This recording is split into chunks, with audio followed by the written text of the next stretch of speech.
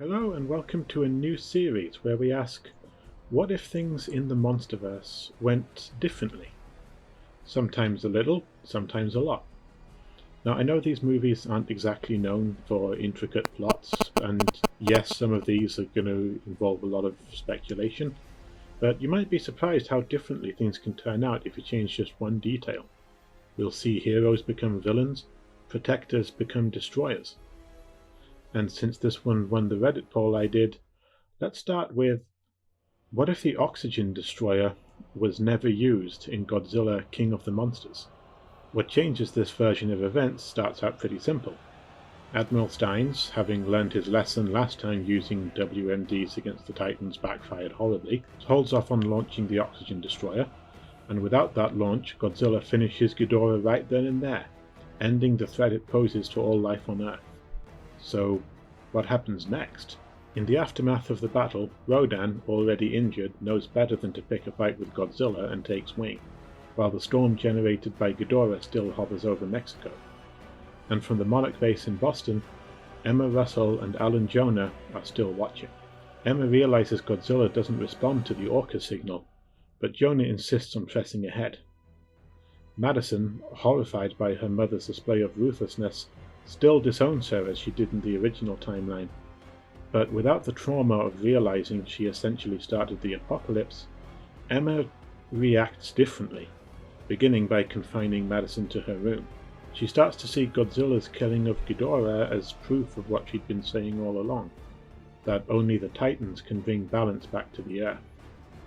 Instead of her redemption, this is a timeline where Emma Russell doubles down.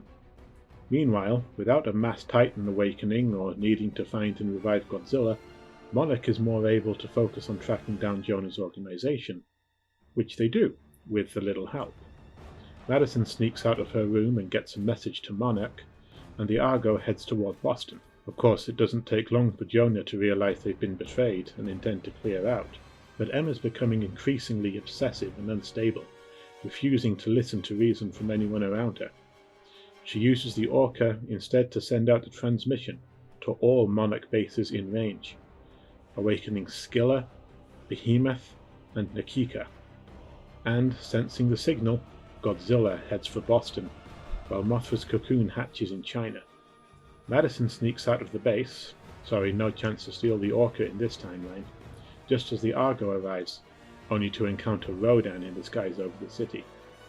The ship is badly damaged and crash lands, but before he can finish the attack, Rodan's attention is caught by something else.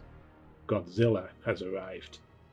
And as the Titans start fighting, Madison finds the ship, only to discover, to her horror, that her father died in the crash. Meanwhile, Jonah escapes via helicopter, but he's shot down by a stray blast of fire from the fight between Godzilla and Rodan.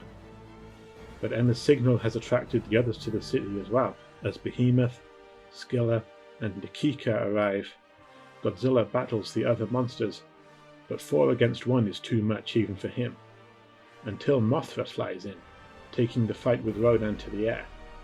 What follows is an epic tag team monster battle, ending with Godzilla and Mothra triumphant, as the other Titans submit one by one to their king. The battle is over, and much of Boston lies in ruins, but it's nowhere near as bad as it could have been. Back at the Monarch bunker, Dr. Serizawa finds Emma hastily gathering her notes, and by now she's fully gone off the deep end.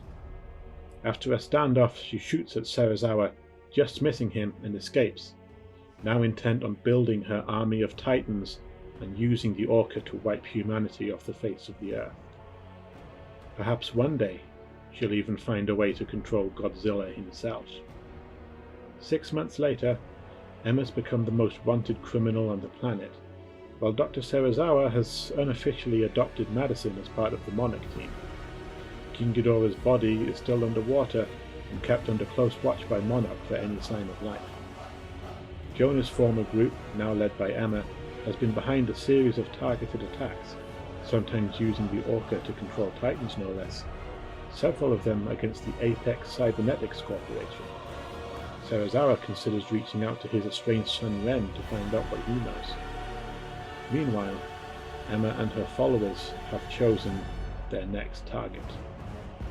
we'll leave it there. Okay, thanks for watching. This is the first in the series, and I'm really excited to do more of these and show you what I've got in store here. So like, share and subscribe if you enjoyed that, and join us next time to find out what would have happened if Kong beat Godzilla.